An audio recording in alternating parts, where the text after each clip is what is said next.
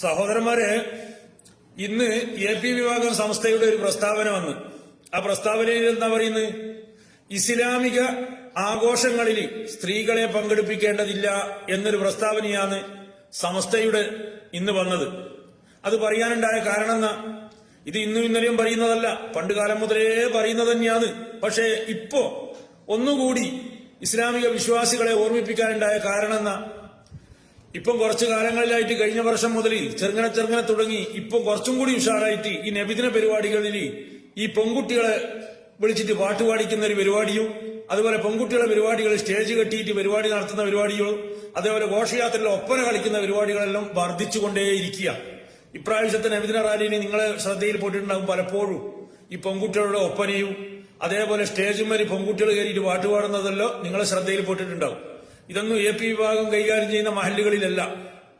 ഇതെല്ലാം നടക്കുന്നത് മറ്റേ സമസ്ത വിഭാഗം കൈകാര്യം ചെയ്യുന്ന മദ്രസകളിലും അവർ കൈകാര്യം ചെയ്യുന്ന പള്ളികളിലുമാണ് ഇത് നടന്നുകൊണ്ടേയിരിക്കുന്നത്. പക്ഷേ ആ സംസ്ഥയിലുള്ള നേതാക്കന്മാർക്കോ ഉസ്താദുമാർക്കോ മുണ്ടാൻ വേണ്ടി പറ്റുന്നില്ല. മുണ്ടിയാൽ ഉടനെ അടിയ. അതാണ് നമ്മൾ കണ്ടുകൊണ്ടേയിരിക്കുന്നത്. ആ സംസ്ഥയിലുള്ള ഉസ്താദുമാർ, മഹല്ലിൽ ജോലി ചെയ്യുന്ന ഉസ്താദുമാർ ഇത് പറ്റൂല, നമുക്ക് പെൺകുട്ടികളെ പരിപാടി മദ്രസന്റെ ഉള്ളിൽ നിന്നാക്കാം, ഇത് പൊതു സ്റ്റേജിൽ എന്ത് ചെയ്യണ്ട, ചെറിയ കുട്ടികളാണെങ്കിലും പരിപാടി നടത്തണ്ട എന്ന് പറഞ്ഞെങ്കിൽ അന്നേരം അടി നടക്കുക. ഇപ്പോ അതുകൊണ്ട് അവരാരും മിണ്ടുന്നില്ല. അടി ഓടിച്ചിട്ട് എന്ത് ചെയ്യുന്നില്ല, ഉസ്താദുമാരും EK സംസ്ഥാ വിഭാഗത്തിൽ നിന്ന് കൈകാര്യം ചെയ്യുന്ന പള്ളിയിലെല്ലാം ലീഗുകാരെ ഏറ്റെടുത്തിട്ടാണ് അടി എന്ന് പറഞ്ഞാൽ പൂരം വിട്ട് അടിയാന്ന് നടക്കുന്നത്. അതുകൊണ്ട് എന്ത് ചെയ്യുന്നുണ്ട്, അവർ മിണ്ടുന്നില്ല. പിന്നെ AP വിഭാഗത്തിന് ഇത് പറയാണ്ടിരിക്കാൻ വേണ്ടി പറ്റുവാ? പറയാണ്ടിരിക്കാൻ വേണ്ടി പറ്റൂല. ഇതെന്തുകൊണ്ട്? അവർക്ക് മതം പറയണോ? അവർ മതം പറയാൻ വേണ്ടിയിട്ടാണ് ഈ സംഘടനയെല്ലാം ഉണ്ടാക്കിയിനി. ഇത് കേട്ട പാതി കേൾക്കാത്ത പാതി ആര് വന്ന്, ശ്രീമതി ടീച്ചർ ഓടി വന്ന്. എന്നിട്ട് ശ്രീമതി ടീച്ചർ പറഞ്ഞെന്ന ഇത്തരം പ്രയോഗങ്ങളും ഭാഷകളും അങ്ങേയറ്റം അതിശയപാർഹം. ആർക്ക്? ശ്രീമതി ടീച്ചർക്ക്.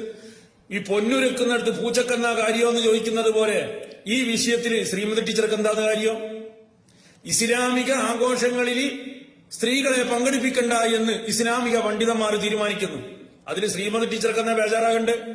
ഇങ്ങനെ എടുത്തു ചാടിയിട്ട് പ്രസ്താവന ഇറക്കുന്നത് കൊണ്ട് തന്നെയാണ് ഈ ശ്രീമതി ടീച്ചറെ പോലെയുള്ള ആൾക്കാർ ഇന്ന് വീട്ടിലിരിക്കേണ്ടി വന്നത്.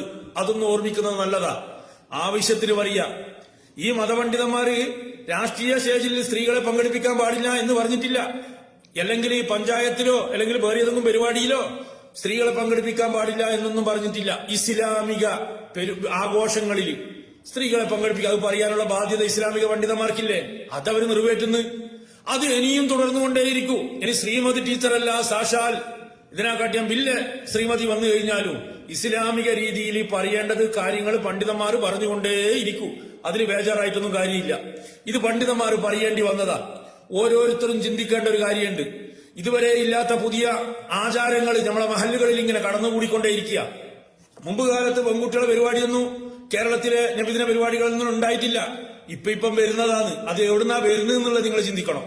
അവിടെയാണ് ഇത് എവിടുന്നാണ് വരുന്നത്. അതിനെക്കുറിച്ച് ഓരോരുത്തരും ബോധവാന്മാരാകേണ്ടതുണ്ട്. ചിലർ പറയും ചെറിയ കുട്ടികളല്ലേ.